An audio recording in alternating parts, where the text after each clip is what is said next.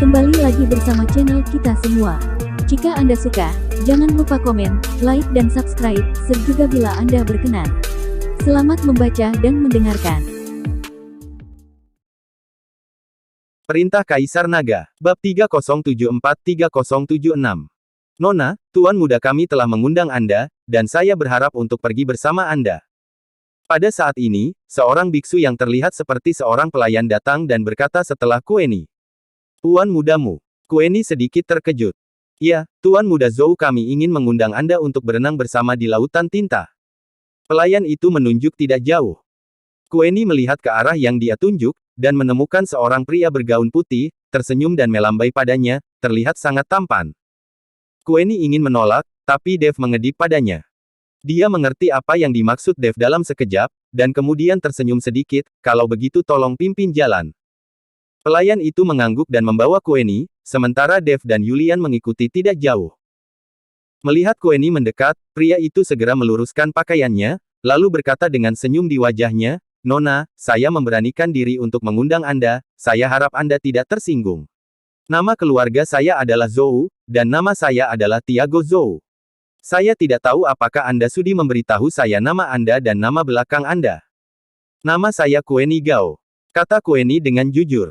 Kueni Gao, nama yang sangat elegan. Aku tidak tahu dengan siapa Nona Gao datang ke Laut Tinta. Bisakah kita pergi bersama? Tanya Tiago. Saya datang dengan dua kakak laki-laki saya. Saya ingin pergi dengan Tuan Zhou, tapi sayangnya kami tidak mendapatkan tiket kapal, jadi kami tidak bisa pergi dengan Tuan Zhou. Kueni memasang ekspresi tak berdaya. Melihat ekspresi Kueni, Tiago langsung tersenyum dan berkata, kamu tidak punya tiket kapal, jadi mengapa begitu sulit, aku akan memberimu beberapa. Setelah Tiago selesai berbicara, dia langsung melirik pelayannya. Dan pelayan itu membawa dua penjaga dan berjalan menuju orang-orang yang mengantri untuk naik ke kapal. Setelah melirik, pelayan itu segera mengeluarkan seorang biksu yang terlihat lemah dan tidak kuat. Nak, serahkan tiket kapalnya, Tuan Muda Zhou kami menginginkannya. Pelayan itu berkata dengan bangga. Meskipun tiket kapal tidak disebutkan namanya dan dapat dirampok, terlalu terang-terangan untuk merampoknya di depan umum di dermaga, terlihat bahwa keluarga Zhou harus memiliki kekuatan tertentu di daerah ini, jika tidak, Tiago tidak akan berani melakukan ini terang-terangan. Apa yang ingin kamu lakukan? Di depan begitu banyak orang, merebutnya secara terbuka. Kata biksu itu dengan sedikit ngeri di matanya. Siapa bilang aku merebutnya? Aku ingin membeli tiket perahumu. Saat dia mengatakan itu, pelayan mengeluarkan koin roh dan melemparkannya ke tanah, lalu mengambil biksu itu dan meminta seseorang untuk menemukan tiket perahu. Melihat ini, pembudidaya tidak berani mengatakan apa-apa lagi, kekuatannya tidak kuat, dan dia tidak mendapat dukungan dari keluarganya di belakangnya. Penggarap lepas seperti ini mudah diintimidasi oleh orang lain. Setelah berhasil, pelayan itu menjadi semakin sombong, lalu memandangi orang-orang yang mengantre.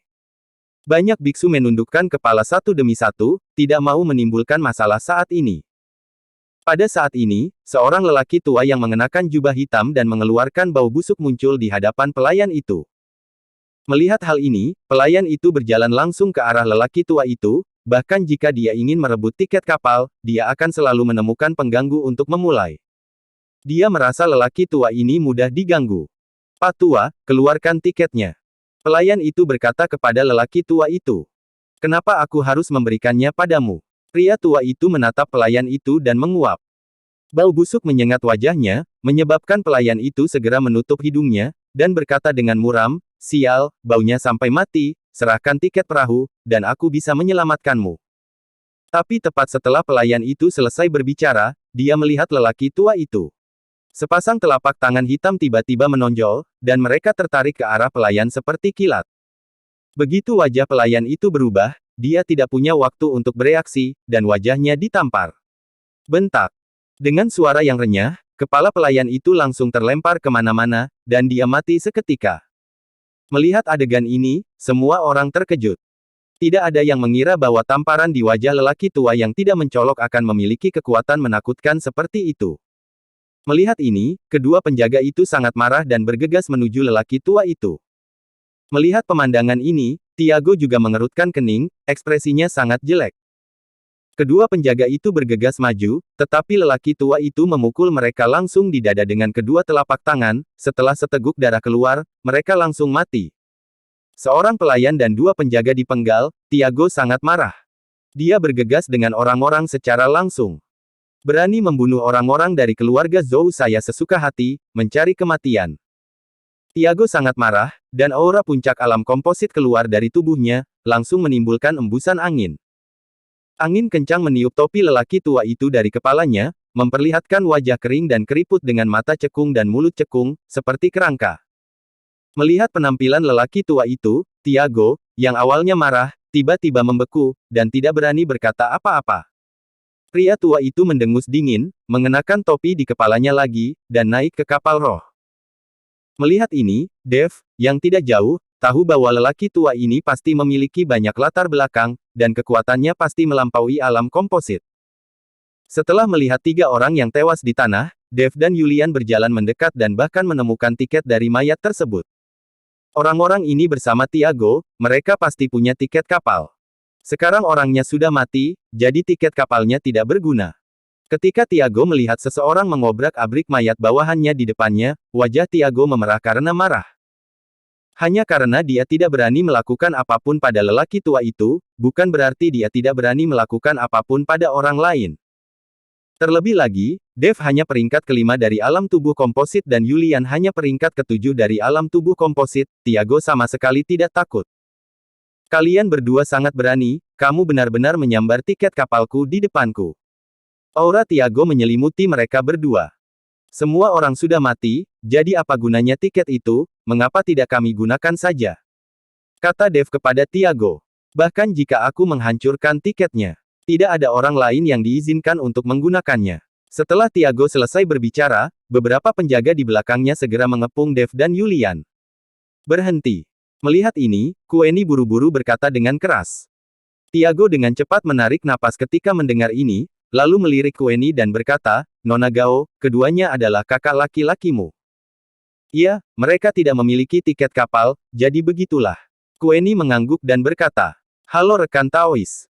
Sikap Tiago berubah 180 derajat. Tiago tidak peduli dengan pelayan dan 2 penjaga yang mati. Bagi mereka, kematian beberapa pelayan tidak berbeda dengan kematian beberapa semut. Sekarang Dev dan yang lainnya semua memiliki tiket mereka, dan mereka tidak perlu merampok orang lain, jadi mereka mulai naik ke kapal.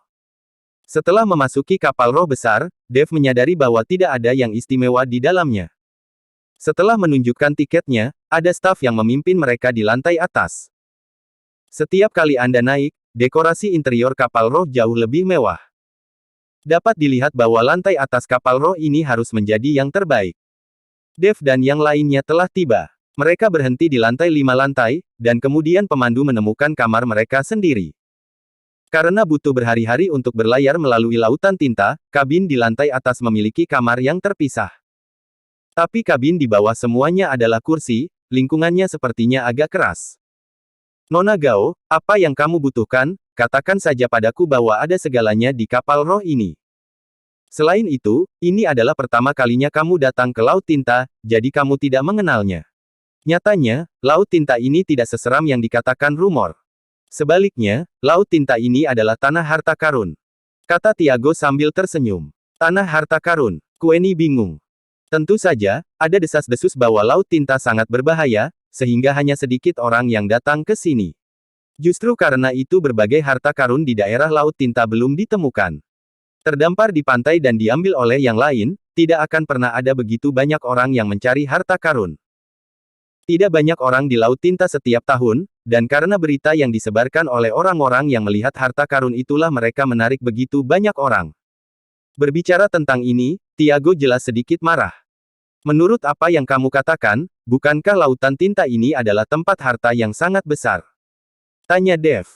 Tentu saja, ada harta karun yang sangat besar di lautan tinta, tapi aku belum pernah melihat orang memasuki lautan tinta. Yang paling banyak adalah menggunakan kapal roh, untuk menyelamatkan beberapa harta terapung, atau pergi ke pulau di lautan tinta untuk mencari peluang. Siapapun yang berani pergi ke laut tinta sama dengan mencari kematian, dan sama sekali tidak ada kemungkinan untuk bertahan hidup. Tiago mengangguk dan berkata, Lalu mengapa dikatakan bahwa ada kapal roh tenggelam 2 hari yang lalu? Melihat bahwa Tiago yang sangat mengenal Laut Tinta, Yulian buru-buru bertanya. Dia ingin tahu apakah sesuatu benar-benar terjadi pada ayahnya. Aku juga pernah mendengar tentang masalah ini. Ada hal-hal yang selalu berubah di Lautan Tinta, dan ada banyak monster di Lautan Tinta. Jika kapal roh tenggelam, itu juga mungkin terjadi. Di atas segalanya, mengapa membuat lingkaran sihir yang besar, dan tiketnya sangat mahal? Tapi jangan khawatir, kapal roh kita adalah kapal roh terbesar. Meskipun tiketnya mahal, itu juga yang paling aman. Selain itu, jika Anda mengikuti saya, tidak akan ada yang salah, ini bukan pertama kalinya saya menyeberangi Lautan Tinta. Tiago meyakinkan dengan wajah percaya diri, jelas dia berbicara untuk didengar oleh Queenie, dan ingin menunjukkan dirinya di depan Queenie. Ketika Yulian mendengar kata-kata Tiago, hatinya menjadi semakin berat. Jika ayahnya benar-benar meninggal, sekte terbang masa depan akan dipimpin olehnya. Tapi Yulian tahu kekuatannya sendiri, dan dia takut sekte terbang akan kesepian di masa depan. Tuan Zhou, terima kasih, saya ingin istirahat, Queenie memerintahkan Tiago untuk pergi. Lagi pula, Tiago ada di sini, jadi ada banyak hal yang tidak bisa dia katakan. Nona Gao, istirahat dulu. Aku akan mengajakmu bermain di geladak nanti. Meskipun Lautan Tinta hitam pekat, itu bukan pemandangan untuk dilihat. Setelah Tiago selesai berbicara, dia memimpin orang-orangnya mundur. Setelah Tiago pergi, Queenie menatap Dev dan bertanya, Dev, jika aku wanitamu, apakah kamu masih akan membiarkanku menjual diri untuk membelikanmu tiket kapal? Dev terkejut, lalu berpikir sejenak. Sambil berkata, jangan mempermalukanku seperti itu tidak disebut menjual diri, dan kamu benar-benar tidak melakukan apa-apa. Tidak masalah apakah kamu wanitaku atau bukan, jika ada pria yang berkomplot melawanmu, aku akan mencoba yang terbaik untuk membunuhnya. Kata-kata Dev membuat Queenie tersenyum, dan merasa jauh lebih nyaman. Istirahatlah dengan baik. Kurasa Tiago akan segera mencarimu. Bukankah menyenangkan bagi kita untuk memiliki satu lagi pemandu wisata gratis? Kata Dev sambil tersenyum. Queenie melirik Dev, ingat, aku mendekati Tiago itu hanya untukmu. Jika Tiago itu melakukan sesuatu padaku, aku tidak akan memaafkanmu. Jangan khawatir, jika dia berani melakukan sesuatu dengan satu jarimu, aku akan membuatnya mati. Dev berjanji. Meskipun Tiago berada di puncak alam komposit, Dev tidak takut sekarang. Dev pergi bersama Yulian, membiarkan Queenie beristirahat dengan baik. Kamu tidak perlu terlalu sedih. Tidak ada yang tahu apakah ayahmu benar-benar sudah meninggal sekarang. Mungkin kita bisa bertemu di Lautan Tinta. Melihat suasana hati Yulian yang buruk, Dev beralih ke Yulian, menenangkan hatinya. Yulian mengangguk dengan penuh semangat. Dia hanya bisa mengandalkan Dev sekarang, karena ada beberapa hal yang Yulian tahu dia tidak bisa tangani sama sekali. Bersambung.